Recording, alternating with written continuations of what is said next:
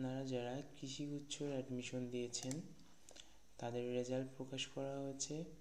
আপনাদের ফলাফলটি দেখার জন্য প্রথমে চলে আসবেন ওয়েবসাইটে, টাইপ করবেন acas.edu.bd।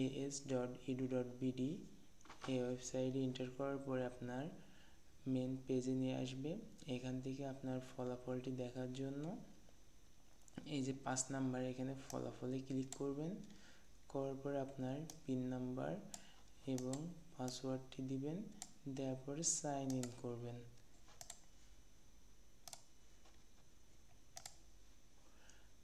লগ ইন হওয়ার পরে দেখতে পাচ্ছেন আপনার মেধা তালিকা সাধারণ, আপনার মেধাক্রম, আপনার কত পজিশনে আছেন সেটি দেখতে পাচ্ছেন।